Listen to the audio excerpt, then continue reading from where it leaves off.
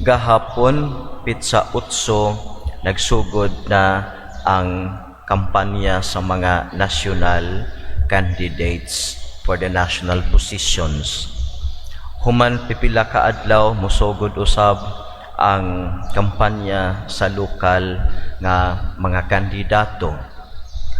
Janindot nga mamalandong ta sa atong mga pagbasa kay niining higayuna gipahinumduman usab kita unsay angay o kinsa ang atong atngay nga pilion.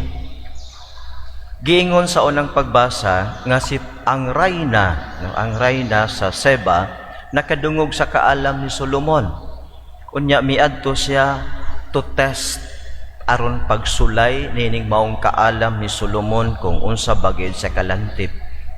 Unya sa didto na siya gipangutana ni si Solomon og daghan nga mga lisod nga mga pangutana apan natubag ni Solomon ang tanan. Og miingon ang rayna, ang akong nabalitaan mahitungod kanimo sa imong kamanggialamon wa ra gyud katunga. Pagkagamay ra gyud kaysa akong nasinati karon. Busa miingon ang rayna, gihigugma sa Ginoo ang Israel hangtod sa hangtod. Gihimo kaniyang hari aron ipahamtang mo ang hustisya o katarungan. So, gisulti sa rayna nga to kang Solomon unsay purpose sa Ginoo nganong gihimo kaniyang hari o nganong gitagaan siya og kaalam kay aron iyang ipahamtang ang hustisya o katarungan.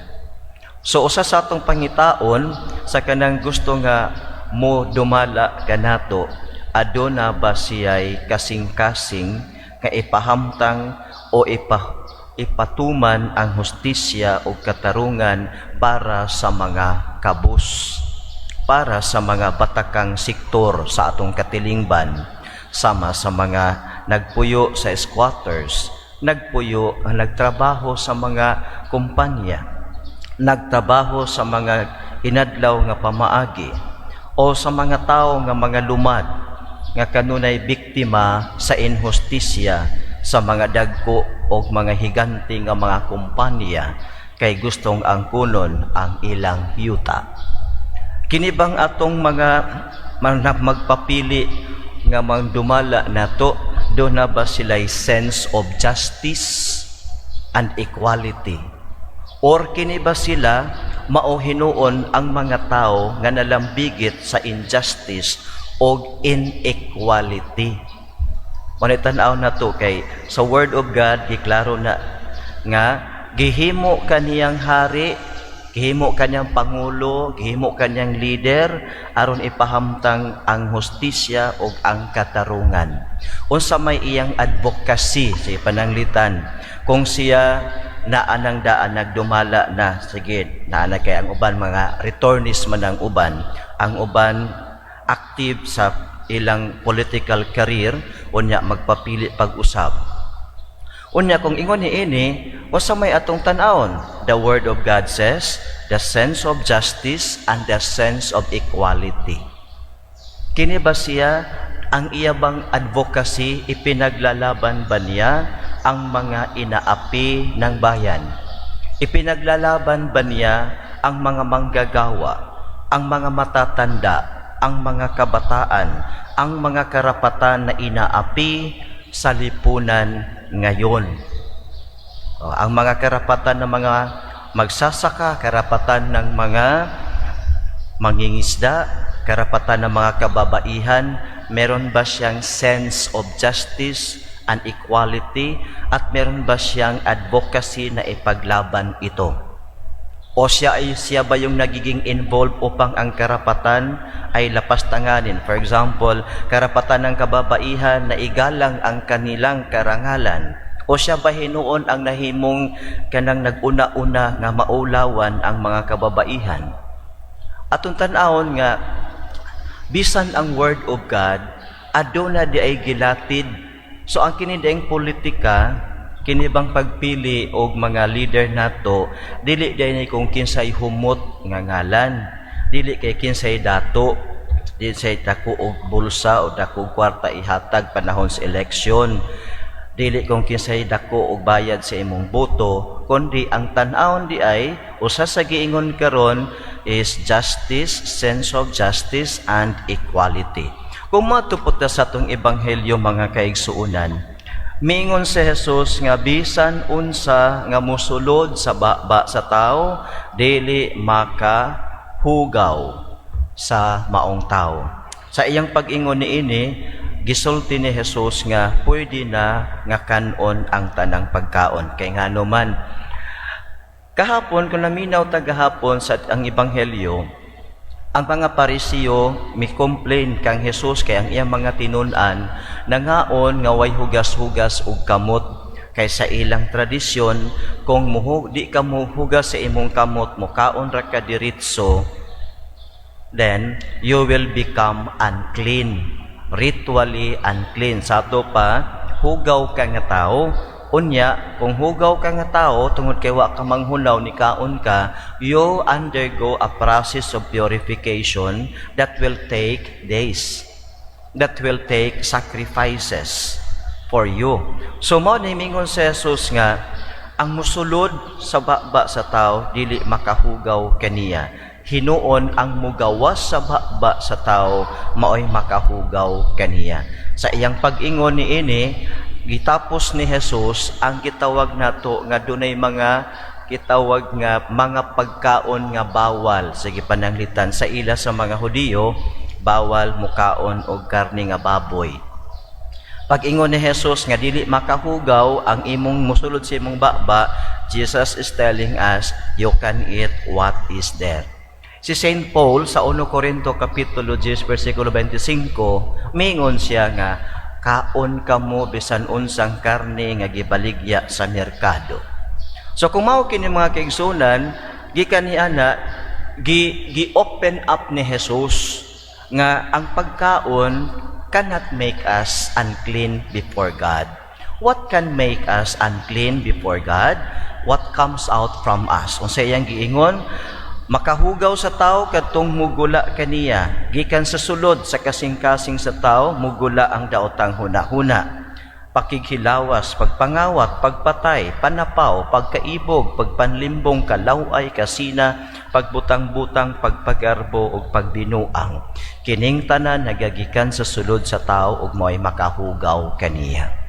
So giklaro na sa Ginoo unsay makahugaw sa tao, unsay makahugaw nato before God, not what we take in, but what comes out from our mouth. Mo na nga, ang Christian life is always a life nga naningkamot pagdisiplina. Unsay atong isulti, pagdisiplina, unsaon nato pakiglambigit sa uban. Unya, nabitaw tayo mga gitaw habitual nga mga words nga malitok, kana bang nagiging habitual. For example, kana may nakuratan ka, ang imong habitual nga malitok, jawa. Di ba?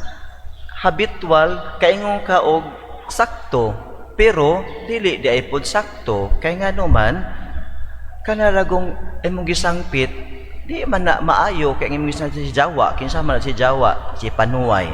Mao hinon na imong gisangpit na magampo dahil ta samahan namo, ayaw kami tugyan sa panulay, unya mi kag jawa, gitawag nimo ang panuway, unya nagampo ka, ayaw kami tugyan sa panulay, kung saan naman ning mga Kristiyano. So atong tan-awon nga, kani di ay ang kinabuhing Kristiyano, naa di ay sa pagpugong, naa ka ng pagdisiplina, kung unsay atong isulod sa kasing-kasing. Kay mingon bitaw si Jesus nga, from the fullness of the heart, the mouth speaks. So, ang una, dili lang bantayan ang baba, kundi bantayan nato unsay naa sa sulod sa kasing-kasing. Kay from the fullness of the heart, our mouth speaks. From the fullness of the mind, our mouth speaks. Kung unsay na sa tong huna-huna, isulti sa tong baba. Unsay na sa kasing-kasing, mugawa sa tong baba. So ang bantayan, dili lang ang baba, kundi unsay atong gisulod sa atong utok ug unsay gisulod sa atong kasing-kasing. Mao nay bantayanan. Kung adunay mga basura, si pananglitan, mga basura sa Kristiyano nga kinabuhi, kanang away, basura na siya. Dumot, basura na siya. Kalagot, kasina, mga basura ni siya. sa atong hunahuna o sa atong kasing-kasing. Unya karon kung mao kini magkabantay na kita, then kini sila nga mga butanga ato na ni siyang i-unload, ato silang basura, ilabay kay mga basura. Kay kung dili nato ni ilabay o di nato bantayan unsay isod sa atong utok o kasing-kasing, kana nga mga butanga makasud sa kasing-kasing, makalitok ta og dili maayo mahitungod anang tawhana. To speak the truth is not fake news. But when there is kasina, kalagot, kapungot, dinhi panimalos sa atong kasing-kasing gunahuna, ang imong masulti mahitungod anang tawhana, you cannot see the good things in that person, but you can only see the mistake of that person. And because you can only see the mistake of that person, you cannot speak good about that person. And then, mahug pa nga magbutang-butang na tag-historya mahitungod anang tawhana kay wa man taganahi. Kana kung ang atong wa ta nakabantay unsay nag-occupy sa atong mind o unsay nag-occupy sa atong heart. But to tell the truth about that person, whether that truth is wholesome or daily wholesome nga truth, that is not fake news.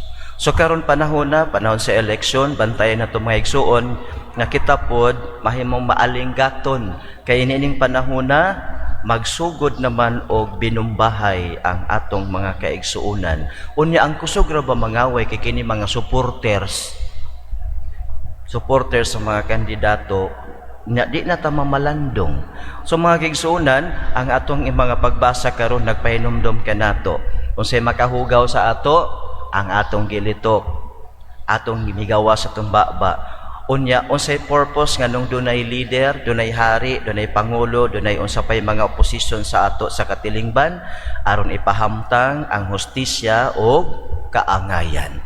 So let us discern kinsa sa atong national o lokal nga mga opisyalis nga mudagan o kanang kandidato nga adunay sense of justice and sense of equality para sa tanan.